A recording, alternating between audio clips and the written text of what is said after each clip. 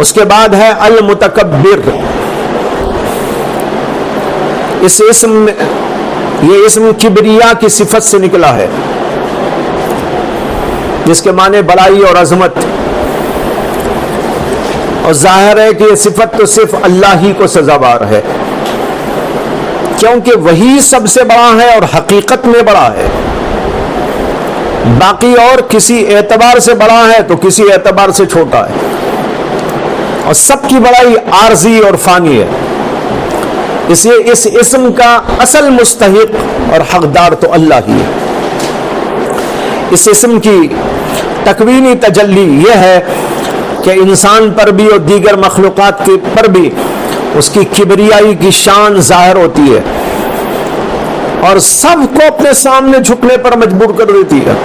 کیا زمین، کیا آسمان، کیا انسان، کیا شیطان، کیا جن، سب اس کے سامنے عاجز و مجبور.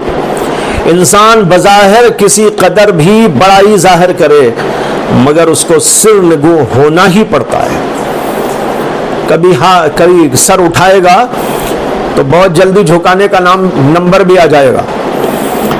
حتیٰ کہ فرعون جس نے انا ربکم الاعلی کہا تھا، بالآخر اس کو آمنت انہ لا الہ الا الذی آمنت بہ بنو اسرائیل کا نعرہ بھی بلند کرنا پڑا. اللہ انا ربکم الاعلی کہا تھا. کتنا تکبر تھا، کیسا ناز میں آ گیا تھا، لیکن دیکھو کیا حال ہوا اس کا، یہ کہنے پر مجبور ہوا. اس طریقے پر جو بھی سر اٹھاتا ہے اس کو سر جھکانا ہی پڑتا ہے. یہ تو ہے تکوینی اثر.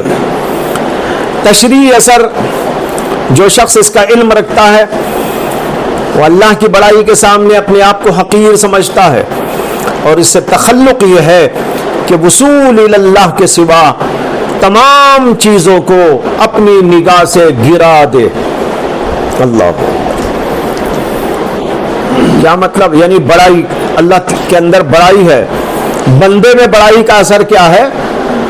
ساری مخلوق کو گرا دے، اس کی نگاہ میں کوئی نہ جچے، بس وصول اللہ کی طرف اس کی نگاہ لگی ہوئی ہو. نہ زمین کو کچھ سمجھے، نہ آسمان کو کچھ سمجھے، نہ کسی انسان کو کچھ سمجھے، نہ بادشاہ کو کچھ سمجھے، نہ مال و دولت کی طرف نگاہ ڈالے. وہ کسی کو بڑا سمجھتا ہی نہیں تو نگاہ کیا ڈالے گا؟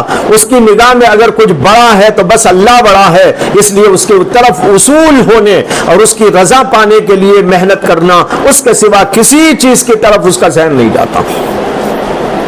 یہ ہے تکبر. ہم سب کو بھی متکبر بننا ہے. یہ تکبر کی ضرورت ہے. یہ تکبر انسان کو خدا تک پہنچاتا ہے. وہ حضرت مظہوب صاحب کے جو اشعار پڑھے جاتے ہیں روزانہ، اس کے اندر ہے نا گرا دوں، یہی ہے وہ مضمون. ان کو وہ تجلی حاصل ہو گئی تھی. اس تجلی کا ظہور یوں ہوا کہ ان سے یہ الفاظ سرزد ہوئے، منظوم ہوئے. ہاں گرا دو. تو یہ جو چیز ہوتی ہے یہ مطلوب ہے. یہ تکبر کی وہ صفت ہے جس سے انسان کو متخلق ہونے کے لیے حکم دیا گیا ہے. تشریح